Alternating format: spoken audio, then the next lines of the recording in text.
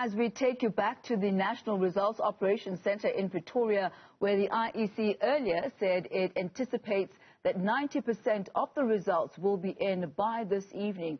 Certainly a whole lot more, much sooner than expected. Our reporter Ziyanda Ngobo is there following developments for us, and she joins us live. I believe she is with the IFP.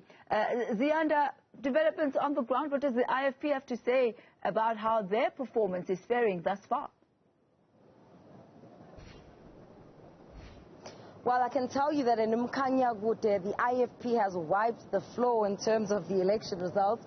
But I actually want to talk to you, Mkhuleko Hlengwa, about the issues that came out of this briefing that the IEC just held.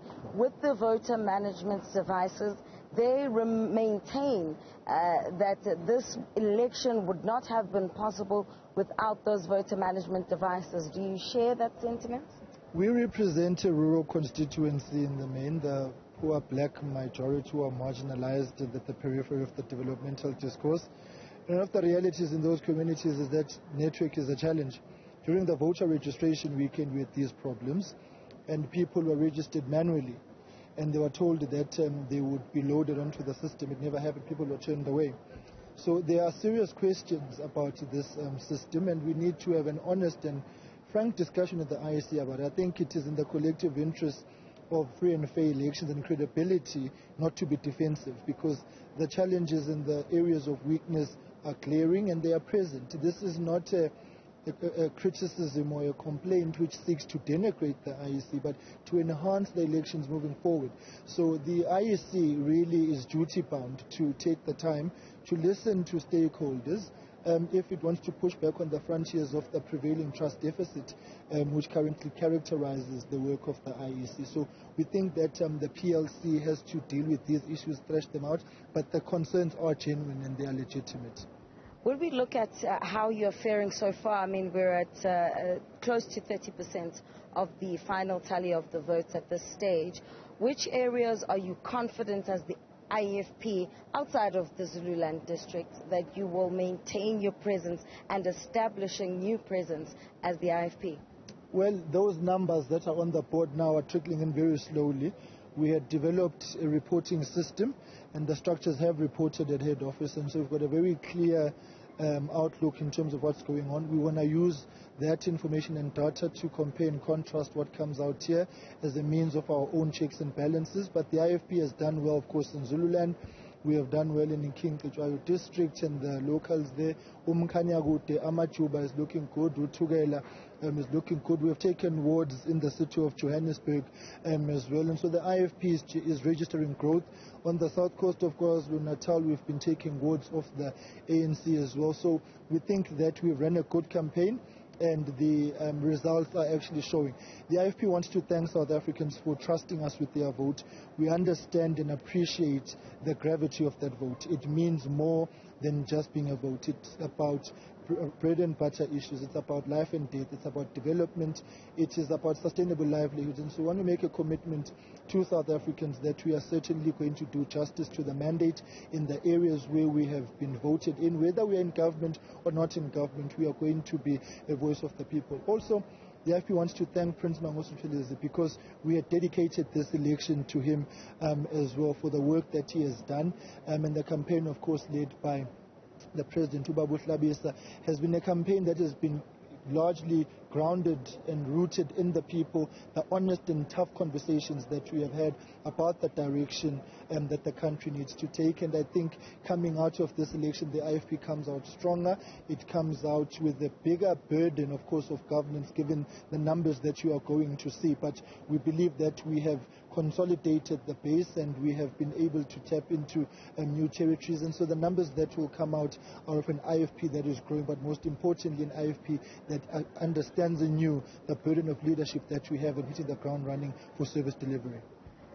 Mkhuleko, speaking about numbers, Eskom has released a statement saying that the system and the grid is under severe pressure. This will obviously affect what you've already said is a slow trickling in of the numbers. How concerned are you about this if you juxtapose this against what someone like EFF leader Julius Malema has said that, oh no, yes, this is why they want to have load shedding so that they can steal the elections, stuff ballot boxes, which has already happened in KwaZulu-Natal, for an example, where ballot boxes were stuffed.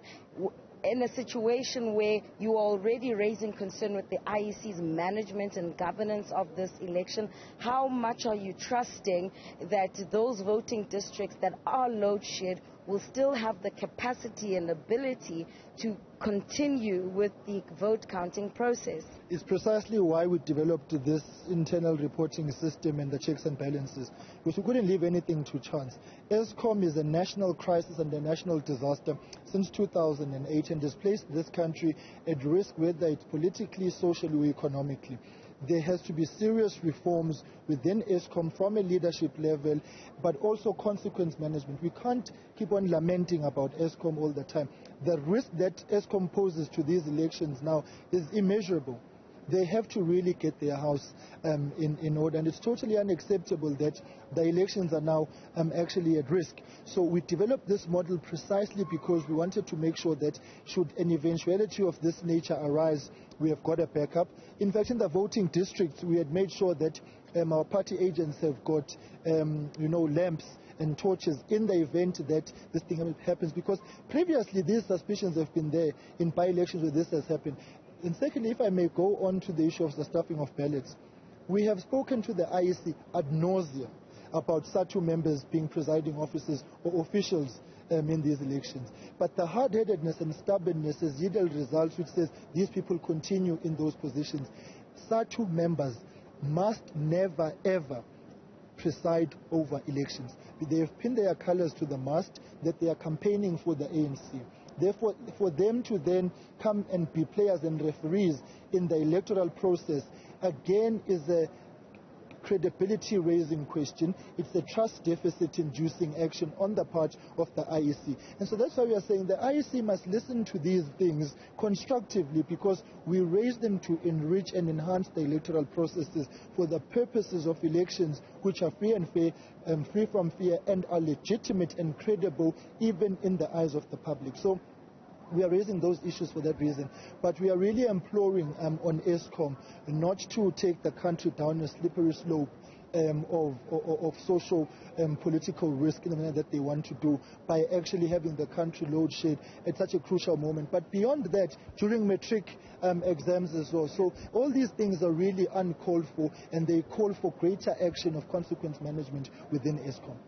All right, that's Mkhuleko Hlengwa. He speaks for the IFP, imploring on the power utility Eskom not to load shed at such a crucial moment when 90% of the votes are expected to have been counted by this evening. Whether or not that will happen then, if the lights go out, is a question that you and I have.